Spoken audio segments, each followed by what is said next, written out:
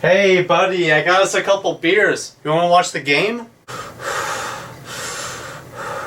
Dude, are you okay? What the hell's wrong with you? Hey, can you do me a favor and come over here for a second? Okay. Why? What's up? Yeah, that's how this game's gonna go. So why don't you stay down there, you piece of crap? Oh, hey guys, I'm sorry, I didn't see you there. Welcome back to Stars Fan Reaction. I'm your host, Ruxton Kelly, and I'm fired up and ready to go for this game. The Stars win! 5-4 over the Calgary Flames in Game 2 of the first round, and they tie the series at 1. Wow, my hair looks like crap. Alright, I'm gonna put a hat on. Alright, sweet, there we go. A little disclaimer here, because the game was so late here in Dallas, I had a couple of cups of coffee before and during the game, so I'm a little bit hyped up. And I'm probably going to be walking around my room for a good majority of this video, and I am not apologizing for that. Alright, so where do we even begin with this game? So the Stars ice the puck just immediately off of the opening faceoff, and that sets off a faceoff in the Flames zone. And of course the Flames win it, and then there's a drive from the point, and of course, of all people, Dylan Dubé collects the rebound on the first shot of the game and makes the score 1-0 Calgary. Dylan Dubé just usurped Tom Gaglardi because now he is the new owner of the Dallas Stars. And I'm sitting there watching the game going, oh no, here we go again, because this team keeps on getting scored on first. But then we meet a different version of the Dallas Stars. This team's getting stingy in both ends of the ice. They're laying the body, they're producing scoring chances,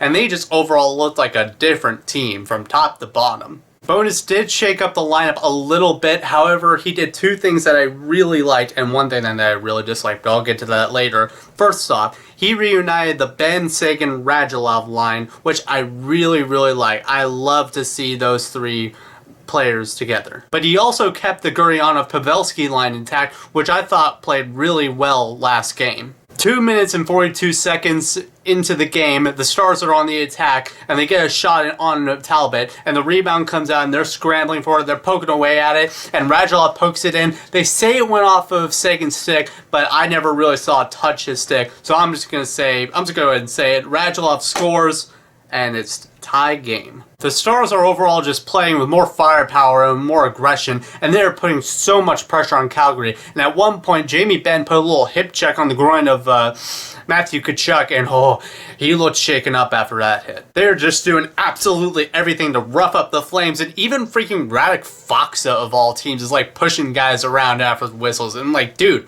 Radek Faksa of all people? Like, really? It was great to see, because this team that has come out looking really flat and like they didn't want to be there in, you know, several of the past few games, they came out with a fire and aggression that I haven't seen in a very long time, and it was a very nice change. About 11 minutes into the first period, Radulov is playing along the boards. He's in a puck battle, and he feeds the puck out to a streaking Miro Haston, who takes it and goes on a breakaway and puts it right under the glove of Cam Talbot. Miro the hero with his first playoff goal in the 2020 playoffs. He gives the Stars a 2-1 lead. With about 2 minutes left in the first period, Andrew Mangiapane takes a tripping penalty and the Stars go on the power play for the first time. Now, our power play has looked god-awful as of late. However, even though they didn't score on this opportunity, the power play looked far better. They were spreading out, they were getting real shots, they were getting real chances, and they just looked like a totally different power play unit.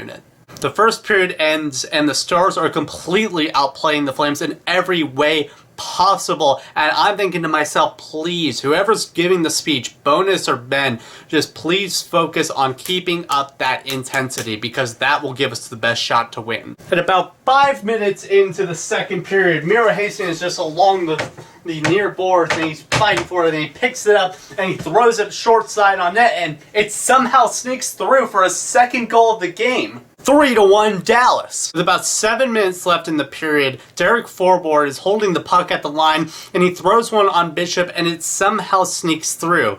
Now, I think that Bishop was screened in front by Sekera, which, why, Sekera, why? But nonetheless, makes it 3-2. God, why is Sekera still in the lineup? Now, Rick Bowness, you're probably not watching this, but if you are watching, please, and I mean please, pretty please, scratch Andrej Sekera for Game 3. Look, I know that Thomas Harley is still really young, but I think he'll make a bigger impact, and I think he'll be stronger defensively than Sekera has been. And let me just say, Andre Sekera should never be on the penalty kill, but that's just my opinion. About a minute later, the Stars went back on the man advantage, and this time they took advantage of their opportunity as Corey Perry picked up the rebound on a scramble in front and made it 4-2 Dallas. Overall, they remained really offensively and defensively aggressive, and we head to the third period with a 2-goal lead. Oh, please hold on to this, boys. Roughly 4 minutes into the third period, Sagan takes a high sticking penalty, but the Stars fail to touch it, so the Flames have a 6-on-5 advantage. And there's a scramble in front, and the Flames have cut the lead to 1. However, when we take a second look at it, it seems like Mangiapane kicked it. Yep, that's no goal. Mangiapane kicked the puck in, therefore it is no goal. And the refs later confirmed that. However, there is a double minor high sticking penalty on Tyler Sagan, and the Flames head to a 4-minute power play. This penalty kill was absolutely beautiful as the Stars handled every single thing that the Flames threw at them, and they kill the penalty. And a few minutes later, the Stars actually got a power play of their own, and it's actually looking really strong. However, Jamie Benn tried to give a pass to John Klingberg at the line. It hops over his stick. Toby Ryder chases after it in the neutral zone, and he gets a breakaway on Bishop, and he beats Bishop, and now it really is a 1-goal game. It was at this point in the game when my heart rate shot way up.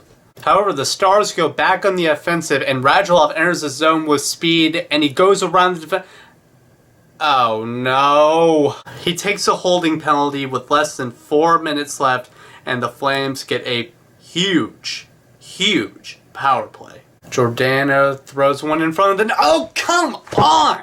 And of course, Sekera was like right there when that goal was scored. Sam Bennett was just standing right in the slot, waiting to tip that one home. Can you not just give him a little shove or something? Anything! Do something to get him out of the way. With less than 3 minutes left, Sam Bennett ties the game at 4 goals apiece, and it looks like this game is going to overtime. However, the Stars have a rush up the ice, and Janmark drops it off for Corey Perry at the right point, and Perry throws a cross-ice pass over to Alexia. Oh my god!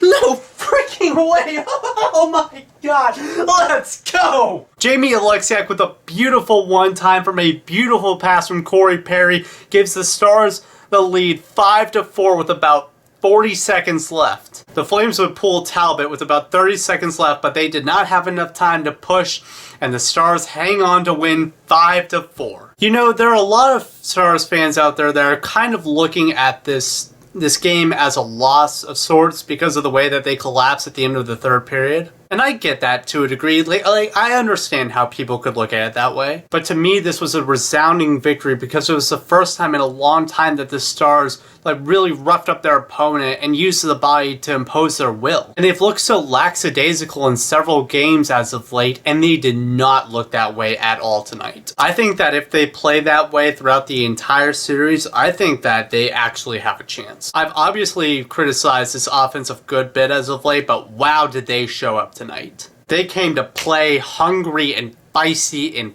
physical, and it is the reason that they won tonight. Last video, I said that this team seriously lacked grit, but wow, they did not lack it at all in this game. This was a great game overall. However, the big thing that really concerned me was Ben Bishop. There were a couple of those goals that I really thought he should have had, to be honest. And by looking at him, the way that he played and the way that he was moving around the crease, I really do not think that he is at 100% yet. Whatever he's dealing with right now, he did not look like he was over it. And honestly, it almost cost us the game. Now, obviously, we're playing tomorrow night, and it's kind of like a back-to-back. We're playing a back-to-back right now. And what you're supposed to do is start your starter on the second half of a back-to-back.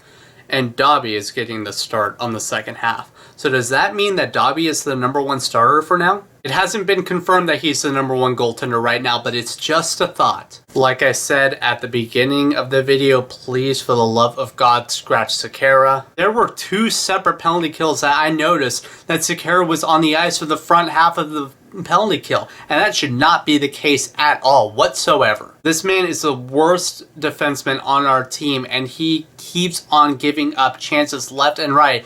Every single time that I see him, he's just standing around, just like, and whenever there's a shot, he gets out of the way or just tries to put his stick in the way.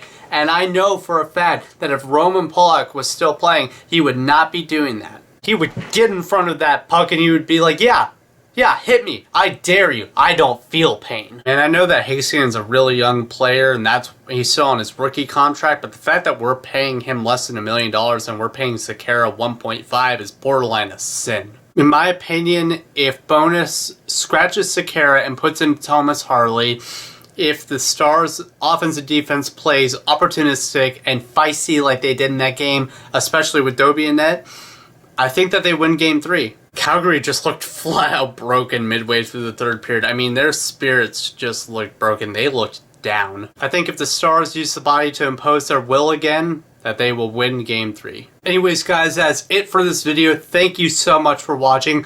Please like and subscribe. Leave a comment. You guys know that I'd love to hear from you. Follow me on Twitter. Follow me on Instagram if you want. I'll put those down in the description below.